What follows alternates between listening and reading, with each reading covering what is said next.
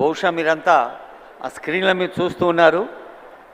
గౌరవనీయులైన ముఖ్యమంత్రి గారు, ఎమ్మెల్యే గారు, అలాగే మండలి చీఫ్ విప్ కేశవరావు గారు, ఎమ్మెల్సీ గారు, ఐటీ మంత్రి గారు, ఇంకా ముఖ్యంగా ఉపాధ్యాయులు, విద్యాశాఖ ప్రతినిధులందరూ పాల్గొంటున్న దృశ్యం ఇది.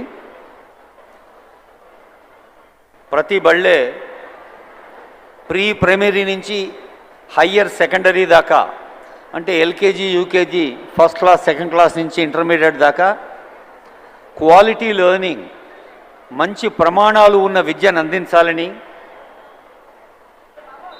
ప్రభుత్వ పాఠశాలకు టీపీఎస్ అనే పేరుతో రీబ్రాండింగ్ చేయాలని ముఖ్యమంత్రి గారి సంకల్పం మురళి గారు వివరిస్తున్నారు. ఇప్పుడు పాటలు విందాం.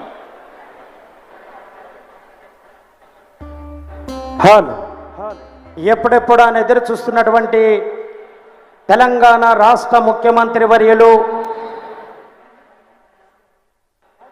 మరి ఆరుట్ల గ్రామానికి రావడం జరిగింది.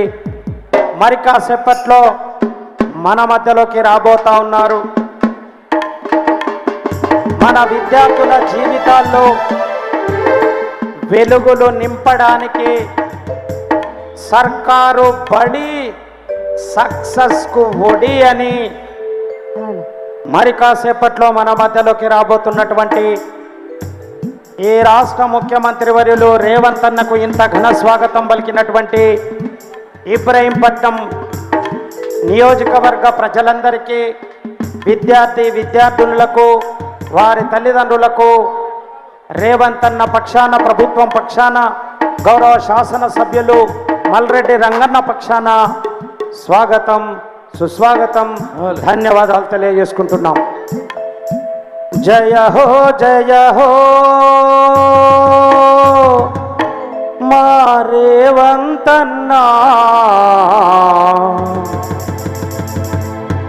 జయ హో మా రేవంత్ అన్నా, మా బడి పిల్లల జీవితాల్లో వెలుగు నింపినామన్నా. జయ హో మా రేవంత్ అన్నా, మా బడి పిల్లల జీవితాల్లో వెలుగు నింపినామన్నా. జయ హో మా రేవంత్ అన్నా, మా బడి పిల్లల జీవితాల్లో వెలుగు నింపినామన్నా. జయ హో మా రేవంత్ అన్నా, మా బడి పిల్లల జీవితాల్లో వెలుగు నింపినామన్నా. ప్రైవేటు బడులకు దీటుగా ప్రభుత్వ బడులను చేసి,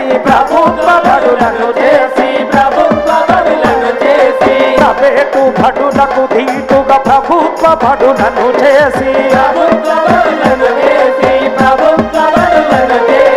ఉచితంగా విద్యనిచ్చి ఊపిరుదినావయ్య. జయ హో మా రేవంత్ అన్నా, మా విద్యార్థుల జీవితాల్లో వెలుగు